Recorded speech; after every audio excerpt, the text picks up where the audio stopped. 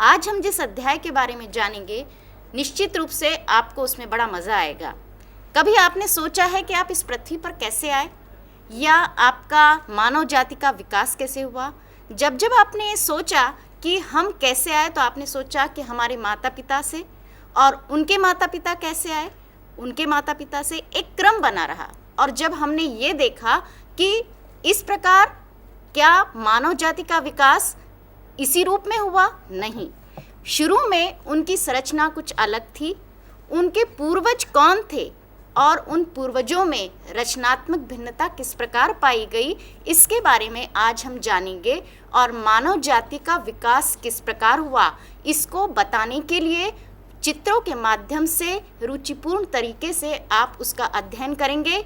मेरे साथ विषय विशेषज्ञ के रूप में यहाँ पर है श्रीमती रत्ना वाधवानी और मैं उनके साथ डॉक्टर शोभा चतुर्वेदी। आप सुनिए और जानिए मानव जाति की कहानी मैडम की जुबानी। चलिए जानते हैं मानव जाति का विकास कैसे हुआ, हमारे पूर्वज कौन थे। जो हमने सुना कि बंदर या वानर या कपि हमारे पूर्वज रहे, तो ये कैसे रहे, इनमें और हमारे शरीर की बनावट में किस प्रकार समानताएं थी, जानते हैं मैडम से।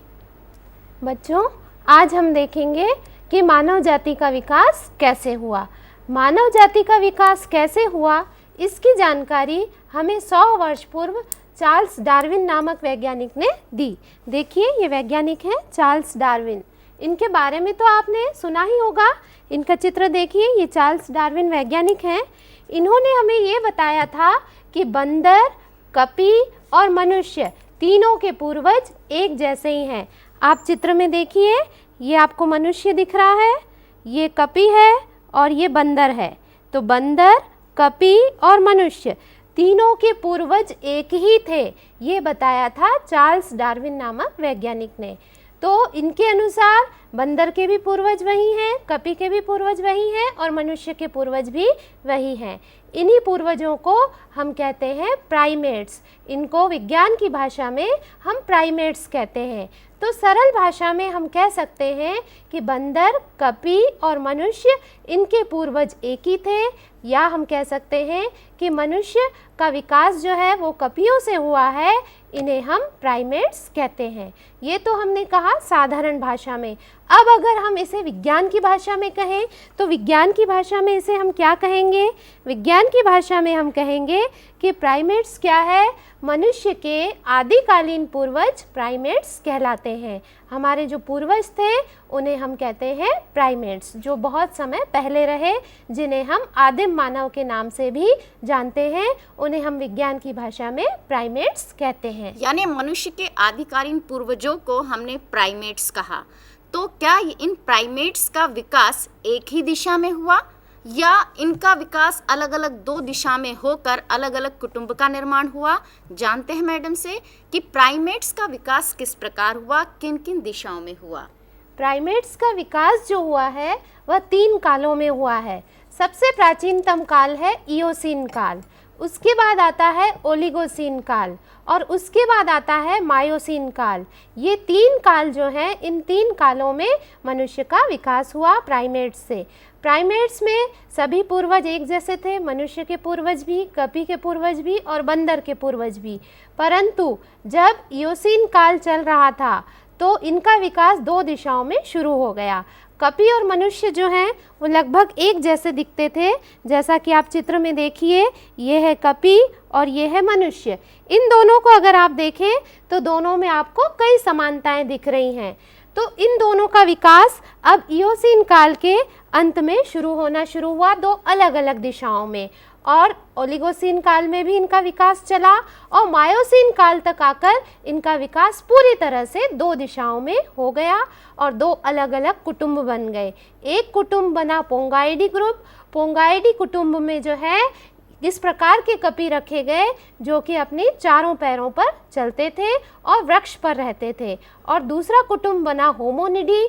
होमोनिडी में मनुष्य के वे पूर्वज रखे गए जो कि अपने 2 पैरों पर चलते थे और आगे के 2 पैर जो हैं उनके छोटे हो गए, और इस तरह से मनुष्य जो है वृक्ष से उतरकर नीचे आ गया और वह 2 पैरों पर चलने लगा। तो इस तरह से प्राइमेट से दो कुटुंब बन गए। एक बन गया पोंगाइडी, जिसमें वे कपी आए जो कि चारों पैरों पर चलते थे और वृक्ष पर रहते थे, और दूसरा कुटुंब बना होमोनिडी, जिसमें वे मनुष्य के पूर्वज आए जो कि दो पैरों पर चलते थे और सीधे खड़े होते थे। अब इनका विकास कैसे हुआ, इसे हम संक्षेप में पहले चित्रों के माध्यम से देखेंगे और उसके बाद हम विस्तार से देखेंगे। तो पहले हम संक्षेप में देख लेते हैं चित्रों के माध्यम से। चित्र देखिए आप, ये आदि मानव हैं, हमारे पूर्वज हैं। अब देखिए इनका विकास कैसे हुआ। ये हैं प्राइमेट्स, ये जो आप देख रहे हो ये प्राइमेट्स हैं। इनमें आप देखिए ये चारों पैरों पर चलते थे। ये मनुष्य के पूर्वज भी हैं और बंदर के पूर्वज भी हैं और कपी के पूर्वज भी हैं। ये चारों पैरों पर झुककर चलते थे। उसके बाद धीरे धीरे इनको रखा गया कुटुंब होमोनाइडी में, क्योंकि इनका विकास दो दिशाओं में हुआ। एक दिशा में तो कपी बने जो कि चार पैरों पर चलते थे, और दूसरी दिशा में मनुष्य बने। तो इनसे मनुष्य कैसे बने, होमोनिडी कुटुंब में देखिए इन्होंने धीरे धीरे सीधे खड़े होना सीखा। अपने दो पैरों का उपयोग किया खड़े होने के लिए, और बाकी दोनों पैर इनके छोटे हो गए और ये सीधे खड़े होना इन्होंने शुरू किया। थोड़ा और सीधे हो गए, थोड़ा और सीधे हो गए, यहाँ तक आते आते इनका कशेरुक दंड बिल्कुल सीधा हो गया और ये आधुनिक मानव बन गया। इस पूरी प्रक्रिया में 2.5 करोड़ वर्ष का समय लगा। मतलब ये जो हमारे प्राइमेट्स थे, प्राइमेट्स से जो आधुनिक मानव बना, इस पूरे विकास में जो समय लगा वह समय था 2.5 करोड़ वर्ष। इसे आप इस चित्र में भी देख सकते हैं। ये प्राइमेट्स है, धीरे धीरे ये सीधा खड़ा हुआ, खड़ा होते होते अंत में ये बन गया आधुनिक मानव। अब इनके जो हमें प्रमाण मिले हैं, इन प्रमाणों के आधार पर हम कह सकते हैं कि मानव जो है उनका विकास 4 प्रकार से हुआ। सबसे शुरू में जो मानव मिला था, ये वाला मानव आप देखिए, इसका कहा गया पेकिंग मानव। इस पेकिंग मानव के बाद इसमें विकास हुआ और ये मानव बदल गया निएंडरथल मानव में। निएंडरथल मानव में फिर विकास हुआ और ये बदल गया क्रोमैग्नान मानव में, और क्रोमैग्नान में फिर से विकास हुआ और बन गया आधुनिक मानव। तो आज हम इन चारों मानवों की संरचना और कैसे कैसे इनका विकास हुआ उन्हें हम विस्तार से पढ़ेंगे। सबसे पहले पेकिंग मानव, उसके बाद निएंडरथल मानव, उसके बाद क्रोमैग्नान मानव और उसके बाद आधुनिक मानव। अब हम जो पढ़ रहे हैं वह हम देख रहे हैं कुटुंब होमोनाइडी। अब होमोनाइडी कुटुंब की क्या क्या विशेषताएं हैं, पहले हम उनको देख लेते हैं। हमने कहा कि प्राइमेट्स से जब मानव का विकास हुआ तो 2 कुटुंब में हुआ, एक हुआ पोंगाइडी कुटुंब और दूसरा हुआ होमोनाइडी कुटुंब। तो हम तो अभी बात करेंगे होमोनाइडी कुटुंब की, क्योंकि हमें बात करनी है मानव के विकास की। तो होमोनाइडी कुटुंब में हमने कहा कि पूर्वज तो हमारे वही थे जो चारों पैरों पर चलते थे, परंतु उनका विकास होमोनाइडी कुटुंब में हुआ। इस कुटुंब में इन्होंने सीधे खड़े होना सीखा। देखिए ये हमारे पूर्वज हैं, पहले ये वृक्षों पर रहते थे, वृक्ष से उतरकर ये नीचे आ गए, अब इन्होंने सीधे खड़े होना सीख लिया। तो पहली विशेषता तो इनकी ये हुई कि इनमें इस तरह का विकास हुआ कि ये पेड़ से उतरकर नीचे आ गए और अपनी पिछली टांगों पर खड़े हो गए, जिससे इनकी पिछली टांगें अधिक विकसित हो गई और आगे की जो टांगें हैं वो छोटी हो गई। तो पिछली टांगों को हमने पैर कहा और आगे की टांगों को हमने हाथ कहा। इस तरह से इन्होंने खड़े होना सीखा। ये तो हुआ इनकी टांगों में परिवर्तन। यानी कुटुंब होमोनिडी के जो लक्षण हैं वो आपको यहाँ पर अब स्पष्ट दिखाई जाएंगे, जिसमें आपने ये देखा कि जिन अंगों का प्रयोग ज़्यादा किया गया उनका विकास उसी रूप में बढ़ता चला गया। जैसे होमोनिडी कुल के जो मानव थे उन्होंने यदि अपनी पिछली टांगों का इस्तेमाल खड़े होने के लिए किया तो वे शक्तिशाली होती गई, मजबूत होती गई, और उन्होंने अपने आगे की 2 भुजाओं को दूसरे कार्य के लिए इस्तेमाल किया, इसलिए उनका आकार छोटा होता गया। कहने का तात्पर्य हुआ कि विकास उनकी आवश्यकताओं के अनुरूप होता चला गया, और ये किस क्रम में हुआ ये अभी आपने चित्र के माध्यम से देखा। चलिए और जानते हैं कुटुंब होमोनाइडी के लक्षण कि इस विकास की प्रक्रिया में उनमें और क्या क्या परिवर्तन आए। अब एक परिवर्तन तो हमने देख लिया कि इनकी पिछली टांगें अधिक शक्तिशाली हो गई और आगे की टांगें छोटी हो गई। उसके बाद परिवर्तन हुआ इनकी आँखों की संरचना में। ये आप आँख की संरचना देखिए, आँख की संरचना का विकास हुआ। अब जो है नेत्र त्रिविम दृष्टि के अनुकूल हो गए। त्रिविम दृष्टि मतलब 3 दिशाओं में देखना, जैसे लंबाई में देखना, जैसे हम ये पेन है इसको हम देख रहे हैं तो इसको हम लंबाई में भी देख सकते हैं, इसको हम चौड़ाई में भी देख सकते हैं, और कोई दूर की वस्तु रखी हो उसे भी हम देख सकते हैं। तो इस तरह से अब कुटुंब का विकास इस तरह से हुआ कि मनुष्य जो है अब धीरे धीरे मनुष्य की तरफ बढ़ता चला आ रहा है। तो मनुष्य जो है अब 3 दिशाओं में देखने लगा, तो इस दृष्टि को कहा जाने लगा त्रिविम दृष्टि। इसके साथ अब दूसरा लक्षण क्या विकसित हुआ, इसके बाद इनके कान जो हैं वो अब और सुग्राही हो गए, कान की संरचना और विकसित हुई। पहले जो हमारे पूर्वज थे वो 2 ध्वनियों में भेद नहीं कर पाते थे, जैसे 2 मनुष्य बात कर रहे हों तो उन्हें पता नहीं चलता था कि कौन सा मनुष्य कौन सी बात कर रहा है। अब उनके कान इस तरह से विकसित हुए कि वे 2 ध्वनियों में भेद कर सकते थे, कौन सी शत्रु की ध्वनि है, कौन सी निकट संबंधी की ध्वनि है, इनमें भी भेद करना इन्होंने सीख लिया। ये 2 लक्षण हुए। इसके बाद और भी परिवर्तन हुए, उन्हें देखिए आप चित्रों के माध्यम से। इनका मस्तिष्क जो है अब और विकसित होता चला गया। आप देखिए ये मस्तिष्क है, ये पूरा मस्तिष्क है, ये मस्तिष्क का सामने का हिस्सा है। तो मस्तिष्क इनका विकसित होता चला गया। मस्तिष्क कोश के पीछे एक रंध्र रहता है जिसे हम कहते हैं महारंध्र। यदि आप कंकाल तंत्र पढ़ोगे तो उस कंकाल तंत्र में आप ये नाम सुनोगे महारंध्र। मस्तिष्क कोश के पीछे जो महारंध्र था वह खिसक कर अब थोड़ा सा नीचे आ गया। ये पूरा मस्तिष्क कोश है, इसके पीछे इस तरफ रहता है महारंध्र, ये थोड़ा सा खिसक कर नीचे आ गया। इसके नीचे खिसक कर आने से कशेरुक दंड सीधा हो गया और मनुष्य ने सीधे खड़े होना सीखा। पहले यह झुककर चलता था, 4 पैरों पर चलता था। इस महारंध्र के नीचे खिसक कर आ जाने से इसका कशेरुक दंड सीधा हो गया और इसने सीधे खड़े होना सीख लिया। तो इस तरह से जो है कुटुंब होमोनिडी से धीरे धीरे मनुष्य का विकास होता चला गया। बच्चों, अभी जो हमने पढ़ा उसमें आपने जो विशेष तथ्य जाने वो कौन कौन से थे? वे थे कि प्राइमेट्स किसे कहते हैं। ये आपके लिए आवश्यक प्रश्न है कि जिसके आधार पर आप अपनी परीक्षा की तैयारी कर सकते हैं। और प्राइमेट्स की परिभाषा जब जान गए हैं तो इनका विकास किन दिशाओं में हुआ, इसको भी आप प्रश्न के लिए तैयार रखिए। और अब हम ये जानें कि हम ये बता चुके कि मानव का विकास किस प्रकार हुआ, कुल होमोनिडी के क्या लक्षण थे उनको भी आप जान चुके। अब हम ये जानना चाहेंगे कि क्या इसके कोई प्रमाण मिले हैं कि मनुष्य किस किस रूप में विकसित हुआ, और इन प्रमाणों को हमने किस आधार पर जाना। हम एक नए शब्द से आज वाकिफ होने जा रहे हैं, वो है जीवाश्म। जीवाश्म हम किसे कहें और क्या ये जीवाश्म संसार के किन किन भागों से प्राप्त हुए, उनके आधार पर उन मानवों के नाम अलग अलग रखे गए। तो चलिए जानते हैं कि जीवाश्म क्या है और जीवाश्म संसार के किन किन भागों में मिले और उस आधार पर मानव जाति के विकास में इन विभिन्न मानवों का नाम कैसे रखा गया। तो आइए अब हम जानते हैं पहले जीवाश्म के बारे में। पुरातन काल से ही जो जंतु मर जाते हैं तो जब ये जंतु मर जाते हैं तो ये चट्टानों के नीचे दबते चले जाते हैं।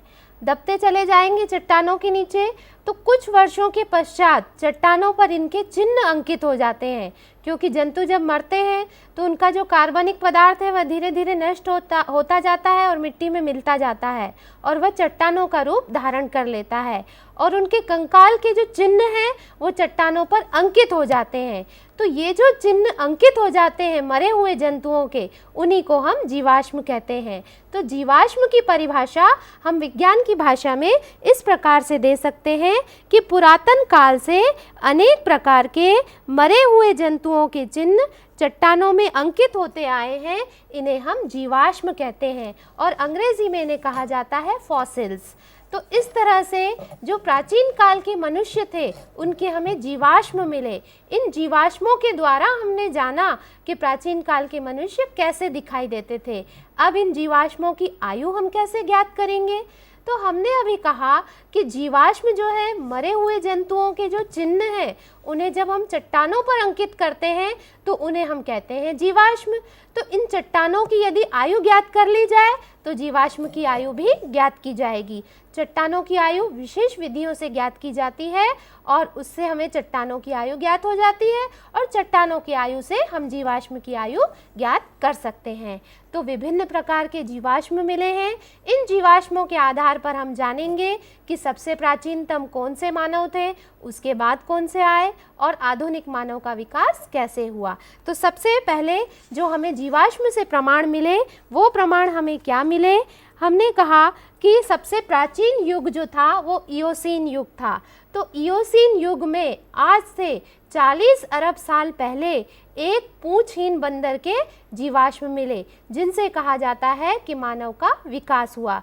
क्योंकि हमने शुरू में देखा कि प्राइमेट्स से मानव का विकास हुआ और प्राइमेट्स का विकास दो दिशाओं में हुआ, एक तो पोंगाइडी कुटुंब और दूसरा था होमोनिडी कुटुंब। तो पोंगाइडी कुटुंब में तो हमारे कपी थे, वहाँ हम नहीं जाएंगे, हम आएंगे होमोनाइडी कुटुंब में।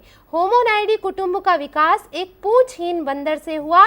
उस पूंछहीन बंदर का नाम दिया गया पैरापिथिकस। तो पैरापिथिकस नामक बंदर से कुटुंब होमोनिडी का विकास हुआ। अब कुटुंब होमोनिडी में सबसे प्राचीनतम मनुष्य किसके हमें प्रमाण मिले वो हम देखेंगे।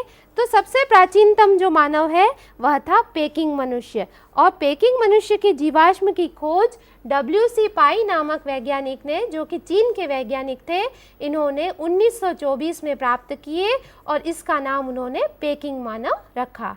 उसके बाद हमें दूसरे मानव के जीवाश्म मिले जिसका नाम था निएंडरथल मानव। इसके जीवाश्म हमें जर्मनी के निएंडरथल नामक नगर में मिले, इसलिए इसका नाम रखा गया निएंडरथल मानव। उसके बाद क्रोमैग्नॉन मानव के जीवाश्म हैं और उसके बाद आधुनिक मानव। तो सबसे प्राचीनतम मानव है पेकिंग मानव, उसके बाद निएंडरथल मानव, उसके बाद क्रोमैग्नॉन मानव और सबसे अंत में आधुनिक मानव। तो सबसे पहले हम देखेंगे पेकिंग मानव कि इसके जो जीवाश्म मिले उसके आधार पर इसकी रचना कैसी थी। मतलब बच्चों, अभी हमने ये देखा कि जीवाश्म हम किसे कहें और इन जीवाश्म की रचना किस प्रकार हो जाती है। हमने मानव जाति के विकास की कहानी में ये देखा कि 3 प्रकार के जीवाश्म की खोज की गई, वो भी संसार के अलग अलग हिस्सों में। उसमें हमने देखा कि पेकिंग मानव, उसके बाद निएंडरथल मानव और फिर क्रोमैग्नॉन मानव, और इनके क्या क्या लक्षण थे, उस दौरान ये किन किन चीज़ों का उपयोग करते थे और किन किन बातों की जानकारी रखते थे। इनके जीवाश्म और इनके आसपास जो प्रमाण मिले हैं उनके आधार पर इनकी विस्तृत चर्चा करते हैं। चलिए सबसे पहले पेकिंग मानव की देखिए। पेकिंग मानव जीवाश्म के आधार पर जो इसकी संरचना बताई गई वह इस तरह से थी। ये देखिए, इसके पूरा सिर का चित्र है और ये इसकी खोपड़ी का चित्र है, इसके अंदर जो हड्डियां हैं उनका चित्र है। इन चित्रों के आधार पर जब इसकी ये कपाल गुहा है इसका आयतन देखा गया तो इसका आयतन था 1075 घन सेंटीमीटर। यहाँ पर 1075 सीसी लिखा है, घन सेंटीमीटर को हम सीसी भी लिखते हैं। इनका सिर जब देखा गया तो इनका सिर और माथा जो है सामने से छोटा था। निचला जबड़ा इनका नुकीला दिख रहा है, इनका निचला जबड़ा नुकीला था और हल्का था। तो ये तो हमने इनकी सिर की संरचना देखी और इनकी खोपड़ी देखी कि इनकी संरचना किस प्रकार से थी। अब ये क्या क्या कार्य करते थे वो हम देखेंगे। इस काल से जो है मनुष्य ने औजार बनाना शुरू किया। पेकिंग मानव ने औजार बनाने शुरू किए पत्थरों से। ये देखिए, ये पत्थरों को ठोक पीट कर ये औजार बना रहे हैं। ये औजार बनाए इन्होंने, ये औजार बनाए। तो पेकिंग मानव ने औजार बनाना शुरू किया। ये औजार जब इन्होंने बना लिए तो इन औजारों का उपयोग इन्होंने शिकार करने में किया। ये मानव जब इनको भूख लगती थी तो ये शिकार करते थे और उसके बाद जानवरों के मांस को पकाकर खाते थे, ऐसे ही अपनी भूख मिटाते थे ये। तो इसका उपयोग इन्होंने शिकार करने में किया। ये जो है मांस के बहुत शौकीन थे। पेकिंग मानव इतने अधिक शौकीन थे मांस के कि अपने कुटुंब के बूढ़े व्यक्तियों को भी मारकर खा जाते थे। इनकी एक ये विशेषता थी और इन्होंने अग्नि उत्पन्न करना भी सीख लिया था। इसके प्रमाण हमें कैसे मिले? जब इनके जीवाश्म हमें मिले तो जीवाश्म के साथ हमें कोयले के ढेर मिले, उससे हमें ज्ञात हुआ कि इन्होंने अग्नि उत्पन्न करना भी सीख लिया था। इनकी और विशेषता ये थी कि इन्हें समय का और स्थिति का भी ज्ञान था, क्योंकि इनके जीवाश्मों के आधार पर ये निष्कर्ष निकाला गया कि ये जब किसी स्थान को छोड़ देते थे तो कुछ समय के पश्चात उस स्थान पर दोबारा आ जाते थे, जिससे ये पता चला कि इन्हें समय और स्थिति का भी ज्ञान था। तो इनकी मुख्य बिंदु ये रहे कि इन्होंने औजार बनाना सीखा, ये शिकार के शौकीन थे, इन्होंने अग्नि उत्पन्न करना भी सीखा और इन्हें समय और स्थिति इन सब का ज्ञान था। मतलब पेकिंग मनुष्य जो है उसका जीवाश्म चीनी वैज्ञानिक ने देखा जिसका नाम था WC पाई, और उन्होंने उस जीवाश्म की रचना के आधार पर क्या क्या बातें बताई। नंबर 1 कि ये औजार बना सकते थे, इन्होंने अग्नि के बारे में भी सीख लिया था कि कैसे अग्नि जलाई जाए। तीसरी बात, ये मांस के बड़े शौकीन थे, इवन क्या करते थे अपने बड़े बुजुर्गों के बूढ़े जो होते थे उनको भी मारकर मांस उनका खा लेते थे। और विशेष रूप से इन्हें समय और स्थिति का भी ज्ञान था, और इस कारण ये जहाँ रहते थे अपने निवास को कुछ समय के लिए छोड़कर पुनः दोबारा लौट कर भी आते थे, और ये आग के बारे में जानते थे। इसका प्रमाण किस आधार पर लिया गया कि जहाँ इनके जीवाश्म मिले वहाँ पर कोयले का ढेर भी मिला। तो हमने बच्चों किसके बारे में बात की? पेकिंग मनुष्य। अब हम करते हैं बात निएंडरथल मानव की, जो कि उसके जीवाश्म कहाँ मिले इसके बारे में बताती हैं मैडम आपको कि निएंडरथल मानव की कपाल की आकृति कैसी थी, उनकी क्या क्या विशेषताएं थी। अब हम आते हैं निएंडरथल मानव की ओर। पेकिंग मानव के बाद विकसित होकर बना निएंडरथल मानव। इसके जीवाश्म हमें मिले जर्मनी के निएंडरथल नामक शहर में, इसलिए इसका नाम पड़ा निएंडरथल मानव। निएंडरथल मानव की संरचना देखें तो इस तरह से इनकी संरचना पाई गई और इस तरह से इनके कपाल या खोपड़ी पाई गई। इनकी संरचना आप देखो तो इनकी कपाल गुहा का आयतन था 1450 घन सेंटीमीटर, जबकि पेकिंग मनुष्य की कपाल गुहा का आयतन था 1075 घन सेंटीमीटर। इनकी बोहें आप देखिए, इनकी बोहें हल्की थी, जबकि पेकिंग मानव की बोहें जो हैं वो घनी थी। इनका निचला जबड़ा अधिक भारी था, जबकि पेकिंग मनुष्य का जब हमने जबड़ा देखा तो वह तिकोना था। इनका सिर आगे से उभरा हुआ है। ये भी सुंदर और उपयोगी औजार बनाते थे, जैसे पेकिंग मनुष्य औजार बनाते थे, ये भी सुंदर और उपयोगी औजार बनाते थे। इनमें जो ठुड्डी है वो स्पष्ट नहीं है, जबकि हमने जब पेकिंग मानव को देखा तो नुकीली ठुड्डी स्पष्ट थी। इनकी नाक जो है छोटी और चपटी है, जबकि पेकिंग मानव की नाक जो थी वो थोड़ी लंबी थी। इनका कद जो है 1.5 मीटर तक लंबा था। तो इस तरह से इनकी विशेषताएं एक बार और दोहरा लेते हैं हम कि इनमें क्या क्या विशेषताएं थी। इनकी विशेषताएं देखिए, इनकी कपाल गुहा का आयतन 1450 घन सेंटीमीटर था। इनकी बोहें जो हैं वो हल्की थी। इनका निचला जबड़ा अधिक भारी था। इनका सिर सामने से उभरा हुआ, माथा चौड़ा और चपटा था। ये भी सुंदर और उपयोगी औजार बनाते थे। इनमें ठुड्डी स्पष्ट नहीं थी। इनकी नाक चपटी और छोटी थी और इनका कद जो है लगभग 1.5 मीटर तक था। तो ये तो हमने बात की पेकिंग मानव और निएंडरथल मानव की। इसके बाद जो मानव आए वो थे क्रोमैग्नान मानव। यानी निएंडरथल मानव के जीवाश्म कहाँ पाए गए थे? जर्मनी में पाए गए थे, और इनका और विकसित रूप आपको देखने को मिला, जिसे आपने यहाँ पर विशेषताओं के रूप में बच्चों नोट भी किया होगा। यानी जीवाश्म किसे कहते हैं और मानव जाति के कौन कौन से जीवाश्म कहाँ कहाँ पाए गए इसके बारे में जान रहे हैं हम। अगला है क्रोमैग्नान मानव। क्रोमैग्नान मानव जिसे हम क्या जान रहे हैं? आधुनिक मानव का बिल्कुल विकसित रूप उसी से प्राप्त हुआ है, क्रोमैग्नान मानव से। चलिए भूतकाल का आधुनिक मानव जिसे कहा जाता है उसके बारे में विस्तार से चर्चा करें। अब हम बात करते हैं क्रोमैग्नान मानव की। क्रोमैग्नान मानव जो है वो आज से 40,000 वर्ष पूर्व तक जीवित थे, और निएंडरथल मानव जो थे वो आज से 50,000 साल पहले तक जीवित थे, और पेकिंग मानव आज से 5 लाख वर्ष पूर्व तक जीवित थे। तो सबसे प्राचीनतम थे पेकिंग मानव जो आज से 5 लाख वर्ष पूर्व तक जीवित थे। उसके बाद निएंडरथल मानव जो आज से 50,000 साल पहले जीवित थे, और उसके बाद आते हैं क्रोमैग्नान मानव जो आज से 40,000 साल पूर्व तक जीवित थे। इन्हीं से आधुनिक मानव की उत्पत्ति हुई। तो जैसा कि अभी आपको मैडम ने बताया कि इन्हें भूतकाल का आधुनिक मानव भी कहा जाता है। अब इनकी उत्पत्ति हुई है निएंडरथल मानव से। तो निएंडरथल मानव के निएंडरथल मानव को इनका वंशज भी कहा जाता है। और ऐसा माना जाता है कि क्रोमेग्नान मानव और निएंडरथल मानव कई वर्षों तक साथ साथ भी रहे हैं। इनका जब हमें पूरा कंकाल तंत्र दिखा तो इनका कंकाल तंत्र इस प्रकार से दिखा, जो कि लगभग आधुनिक मानव के कंकाल तंत्र के समान है। ये बिल्कुल आधुनिक मानव के कंकाल तंत्र के समान है। इसके जीवाश्म जो है हमें फ्रांस के क्रोमेग्नान शहर में मिले 1868 ईस्वी में, और इन्हें जो है हम आधुनिक मानव का पूर्वज भी कहते हैं। अब आइए हम इनकी संरचना देख लें कि इनकी संरचना कैसी है।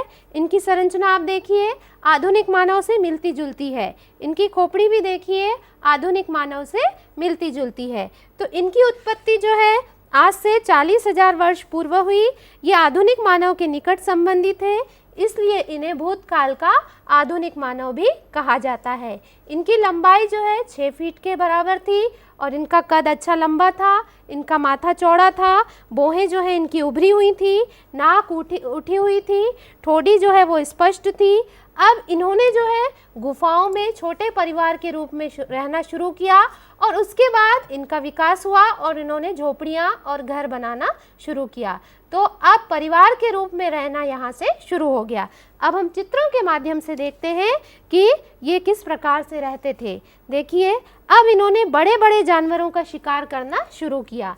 पहले जो मानव थे वो छोटे छोटे जानवरों का शिकार करते थे, अब इन्होंने बड़े बड़े जानवरों का शिकार करना शुरू किया। इस चित्र में आपको दिख रहा है कि ये हाथी का शिकार कर रहे हैं। यहाँ देखिए ये हिरन का शिकार कर रहे हैं। अब इन्होंने ये छोटी छोटी झोपड़ियाँ बनाना शुरू किया और अब ये परिवार के रूप में रहने लगे। यानी क्रोमेग्नान मनुष्य जो है भूतकाल का आधुनिक मानव कहलाया और उन्होंने काफ़ी विकास कर लिया था, बहुत ज़्यादा। और इनकी जो खोज हुई वो हुई फ्रांस में।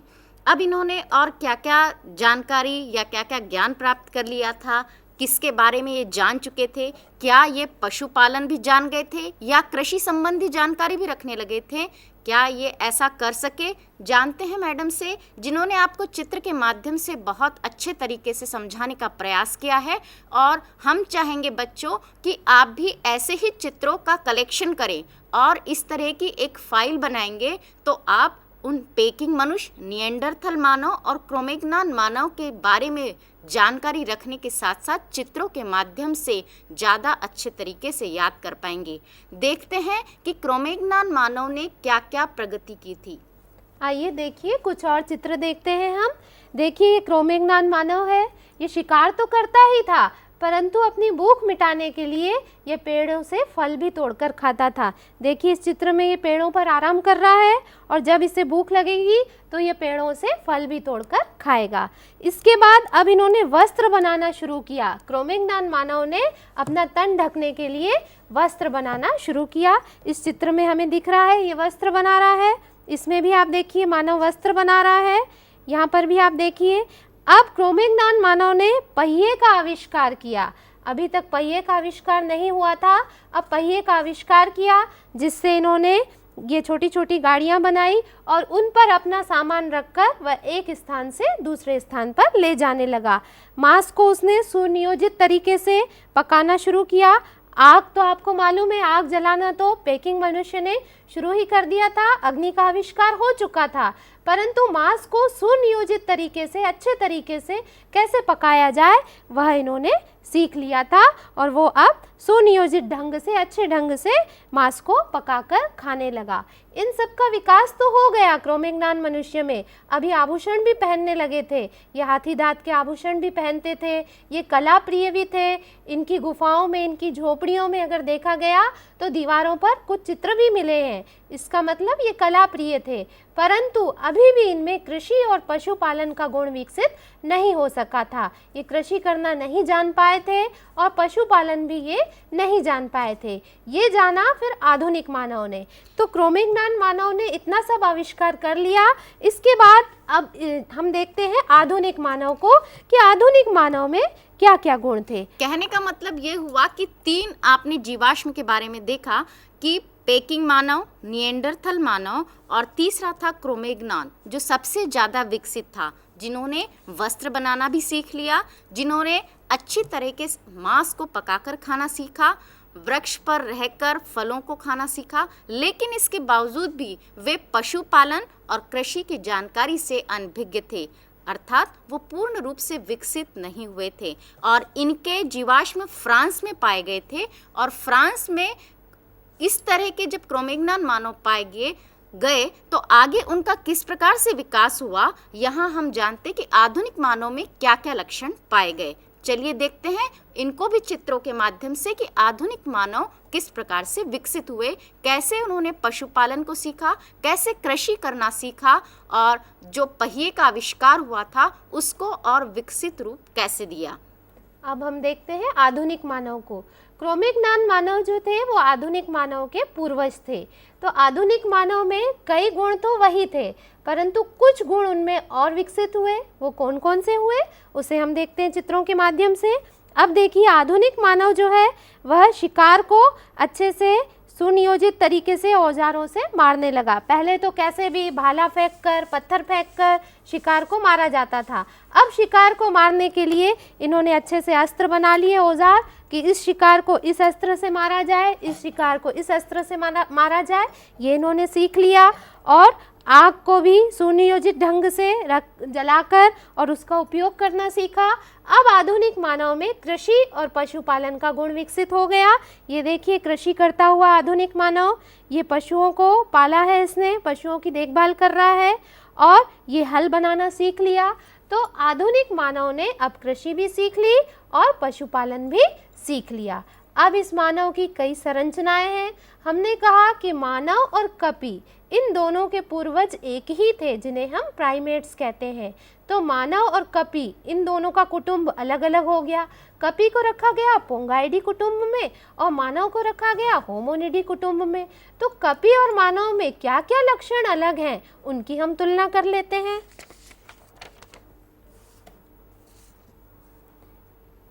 ये हम बाह्यतम संरचना देख लें, ये कपी है और ये मानव है। अब इनमें क्या क्या अंतर है वो हम देखते हैं। कपी के हाथ देखिए घुटनों से नीचे तक जा रहे हैं, जबकि मानव के हाथ घुटनों से नीचे तक नहीं जाते। हम भी जब सीधे खड़े होते हैं और हाथ सीधे रखते हैं तो हमारे हाथ घुटनों से नीचे तक नहीं जाते। तो पहला अंतर तो ये है कि कपी के हाथ घुटनों से नीचे तक जाते हैं, जबकि मानव के हाथ घुटनों से नीचे तक नहीं जाते। उसके बाद दूसरा अंतर है कि कपी जो है वो लहराती हुई मुद्रा में चलता है और मानव जो है वो सीधा चलता है। तो मानव अपने दो पैरों पर सीधा चलता है, जिसे हम द्विपादी चलन कहते हैं। उसके बाद और अंतर हम देख लें कि कपी के पैर जो हैं वो हाथ के समान पकड़ने का कार्य भी कर सकते हैं। कपी जो है चारों पैरों से चलता है, तो उसके पैर भी पकड़ने का काम करते हैं और हाथ भी पकड़ने का काम करते हैं। जबकि मनुष्य जो है वो सीधा चलता है, तो पैर चलने का काम करते हैं और हाथ जो है वो पकड़ने का काम करते हैं। कपी जो है वो अपने चारों पैरों पर चलता है, जबकि मनुष्य जो है वो अपने दोनों पैरों पर चलता है। और चलते समय जब संतुलन होता है तो कपी जो है वो चारों पैरों से संतुलन बनाए रखता है, जबकि मनुष्य जो है सिर्फ जो उसके दो पैर हैं, जो पिछली टांगे हैं, उनका उपयोग करके और सीधा मंच बनाता हुआ चलता है। इन सब के विकास के साथ साथ मनुष्य में अंगूठे का विकास हुआ। इस अंगूठे से मनुष्य कई कार्य कर सकता है। अंगूठे से हम लिख भी सकते हैं। अब आप देखिए, यदि हम लिखना चाहें और हम अंगूठे का उपयोग ना करें तो हम क्या अच्छे से लिख पाएंगे? ये देखिए, हमने दो उंगलियों के बीच में पकड़ा पेन को, जिससे हम लिख रहे हैं, या पेंसिल को। अब हम लिखना चाहें, जैसे हमें विज्ञान लिखना है, तो हमें लिखने में कितनी परेशानी हो रही है। परंतु यदि हम इसकी जगह अंगूठे का उपयोग कर लेते हैं तो अंगूठे के उपयोग से हम आसानी से विज्ञान लिख सकते हैं। तो मनुष्य में अंगूठा बहुत अधिक विकसित हुआ है। जैसे यदि हम लोग हाथ मिलाना चाहें, देखिए कि मैडम और मैं दोनों हाथ मिला रहे हैं, देखिए अंगूठे से हम दोनों आराम से हाथ मिला सकते हैं। परंतु हम दोनों अंगूठे का उपयोग ना करें तो देखिए, हमने अंगूठे का उपयोग नहीं किया तो हम हाथ मिला ही नहीं पा रहे हैं। मैडम जो है वो पेन उठा के आपको दिखाएंगी कि अंगूठे का उपयोग करेंगी तो वो पेन को आसानी से उठा सकती हैं। परंतु यदि वो अंगूठे का उपयोग ना करें तो देखिए वो पेन उठा पा रही हैं अच्छे से? नहीं उठा पा रही हैं। कहने का मतलब ये हुआ बच्चों कि इस अंगूठे के विकास ने मानव जाति को अपना कार्य करने के लिए ज़्यादा सक्षम बनाया, उससे वह ज़्यादा सुविधाजनक तरीके से कार्य कर पाया। इस प्रकार हमने कपि और मानव में क्या मूलभूत अंतर है उनको जाना। आइए मानव शरीर की और रचना के बारे में जानें कि इसमें और क्या विशेषताएं हैं। अब मानव शरीर की यदि हम रचना देखें तो देखिए, मानव के हाथ छोटे हैं और घुटनों से नीचे तक नहीं पहुंच रहे हैं। मानव के पैर जो हैं, जब मानव चलता है तो प्लेटफॉर्म की तरह सीधे मंच बनाते हुए चलते हैं, सधे हुए कदमों से वह चलता है। अब मानव को विज्ञान की भाषा में इसका वैज्ञानिक नाम है होमो सेपियंस। इस होमो सेपियंस के क्या क्या लक्षण हैं उनको हम संक्षेप में देख लेते हैं। विस्तृत जानकारी आपको आगे वाली कक्षा में दी जाएगी। अगला जो कार्यक्रम होगा उसमें विस्तृत जानकारी दी जाएगी। आज हम संक्षेप में देख लेते हैं कि होमो सेपियंस या मानव शरीर में कौन कौन सी रचनाएं होती हैं, कौन कौन से इनके मुख्य लक्षण हैं। देखिए, मानव शरीर में दांत जो हैं वो छोटे होते हैं और अधिक व्यवस्थित होते हैं। यदि हम अन्य जानवरों से, कपियों से तुलना करें तो मानव शरीर के दांत छोटे हैं और व्यवस्थित हैं। ये देखिए, जबड़े में अच्छे से व्यवस्थित हैं दांत। ये देखिए इस तरह से, ये ऊपरी जबड़ा, ये नीचा जबड़ा, और ये दांत जो हैं वो छोटे हैं, इनकी संरचना बिल्कुल व्यवस्थित है। इसके बाद इनका जबड़ा यदि हम देखें तो जबड़ा इनका छोटा होता है। अन्य जानवरों से तुलना की जाए तो इनका जबड़ा छोटा होता है, नाक भी इनकी छोटी होती है। मानव के अंदर, जो आधुनिक मानव की हम बात कर रहे हैं, जिसे वैज्ञानिक भाषा में होमो सेपियंस कहा जाता है, इसकी यदि हम बात करें तो मानव में मस्तिष्क का विकास सबसे अधिक हुआ है। पृथ्वी पर जितने भी जंतु हैं उन सभी जंतुओं में मानव का मस्तिष्क भली प्रकार से विकसित हुआ है। पूरे शरीर की तुलना में मस्तिष्क का विकास बहुत अच्छे से हुआ है। इसीलिए हम सोच सकते हैं, समझ सकते हैं, निर्णय ले सकते हैं, हम मस्तिष्क से कई काम कर सकते हैं। तो खोपड़ी में आप देखिए, ये मस्तिष्क है, ये मस्तिष्क का विकास सबसे ज़्यादा हुआ है। खोपड़ी में मस्तिष्क का परिमाण भी सबसे ज़्यादा है। परिमाण मतलब उसकी मात्रा। तो मस्तिष्क में खोपड़ी में मस्तिष्क का परिमाण सबसे ज़्यादा है। ये अकेला मस्तिष्क आप देखिए। साधारणतः हम जब दैनिक जीवन में बात करते हैं तो हम कहते हैं कि मस्तिष्क की संरचना अखरोट जैसी है। एक जो सूखा मेवा आता है अखरोट, उसके जैसी रहती है। अगर हम देखें साधारणतः आपके यदि घर में हो अखरोट तो आप उसे उठाकर देखिए तो मस्तिष्क की संरचना वैसी दिखाई देती है। ये देखिए मस्तिष्क की संरचना है। आगे से देखिए, आगे से इस तरह से दिखेगी। पूरी खोपड़ी में मस्तिष्क का परिमाण सबसे बड़ा है। अब हम देखते हैं कि कंकाल कैसा है मनुष्य का, आधुनिक मानव का, जिसे हम होमो सेपियंस कह रहे हैं। इस खोपड़ी में दो आँखें हैं। हमारी जो दो आँखें होती हैं इनके बीच में थोड़ी सी दूरी रहती है। ये दूरी इस प्रकार से रहती है कि हम किसी भी वस्तु को दूर तक देख सकें और उसकी गहराई नाप सकें। इसलिए हमारे कंकाल तंत्र में खोपड़ी में जो दोनों आँखें होती हैं उनके बीच में दूरी पाई जाती है। अब आधुनिक मानव की जो आँखें हैं उनमें क्या क्या संरचना रहती है, उनकी हम आंतरिक संरचना देखें तो आंतरिक संरचना में हम देखते हैं कि आँखों के अंदर विशेष प्रकार की कोशिकाएं पाई जाती हैं। इन कोशिकाओं को वर्णक कोशिकाएं कहते हैं। ये कोशिकाएं रंगों के प्रति संवेदनशील रहती हैं, अर्थात ये रंग को पहचान सकती हैं कि ये कौन सा रंग है। आप देखिए, आपको नीला, हरा, लाल ये रंग दे दिए जाएं तो आप बता सकते हो कि ये नीला रंग है, ये लाल रंग है। जैसा कि मैडम ने लाल रंग की साड़ी पहनी है तो आप बता सकते हो कि लाल साड़ी पहनी है। मैंने पीली पहनी है तो आप बता सकते हो कि पीली पहनी है। तो ये आधुनिक मानव की जो आँखें हैं इस तरह से रंगों के प्रति संवेदनशील रहती हैं, वो बता सकती हैं कि ये कौन सा रंग है। उसके बाद हम आते हैं कान की संरचना में। मनुष्य के कान जो हैं उनका विकास इतना ज़्यादा नहीं हुआ जितना कि अन्य जानवरों में हुआ। यदि हम चमगादड़ से तुलना करें तो चमगादड़ जो है वो कम आवृत्ति वाली ध्वनि भी सुन सकता है, जबकि हम कम आवृत्ति वाली ध्वनि नहीं सुन सकते, हम सिर्फ अधिक आवृत्ति वाली ध्वनि सुन सकते हैं। इसलिए चमगादड़ जब रात्रि में निकलता है तो वह दूर से अपने शिकार को पहचान जाता है क्योंकि वह कम आवृत्ति वाली ध्वनि सुन सकता है। इसी तरह से मनुष्य का जो नाक है वह भी इतना अधिक विकसित नहीं हुआ। कुत्ते के नाक से यदि हम इसकी तुलना करें तो कुत्ते में सूंघने की शक्ति अधिक रहती है, जबकि मनुष्य में सूंघने की शक्ति बहुत ही कम रहती है। तो मनुष्य में मस्तिष्क का विकास सबसे ज़्यादा हुआ और उसकी तुलना में अन्य अंगों का विकास कम हुआ। इसके बाद कुछ और आप देख लीजिए, मनुष्य के अंदर कौन कौन से तंत्र हैं। ये मांसपेशियां हैं, ये इसका रक्त संचार तंत्र है, ये पाचन तंत्र है। इन तंत्रों का विकास हुआ। इन तंत्रों की जो और भी जानकारी है कि किस प्रकार से हुआ, विस्तृत जानकारी, ये तो हमने संक्षेप में जानकारी ली, वो आप अगले कार्यक्रम में देखोगे। अब कुछ प्रश्न हैं जिनके उत्तर आपको देने हैं, उनके उत्तर आप लिख भेजिए। प्रश्न देखिए आप। प्रश्न तो बच्चों, इस प्रकार आज के अध्याय में हमने क्या क्या जाना कि मानव जाति का विकास किस प्रकार हुआ, प्राइमेट्स किसे कहें या प्राइमेट्स का विकास फिर किन दिशाओं में हुआ, और होमोनिड कुल के कौन कौन से गुण थे, जीवाश्म में कौन कौन से पाए गए मानव जाति के विकास की कहानी बताते हुए निएंडरथल मानव, पेकिंग मानव और क्रोमेग्नान मानव की विशेषताएं क्या क्या थी, और आधुनिक मानव की संरचना में किन किन अंगों का विकास हुआ, उसके बारे में आपने चित्रों के माध्यम से बहुत रुचिकर जानकारी हासिल की।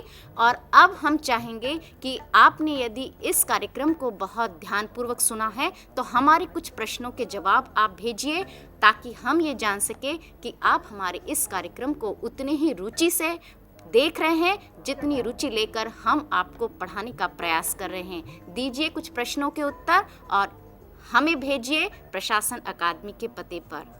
देखिए प्रश्न नोट करिए। पहला प्रश्न है, प्राइमेट्स किसे कहते हैं, जिसकी जानकारी आपको दी गई आज।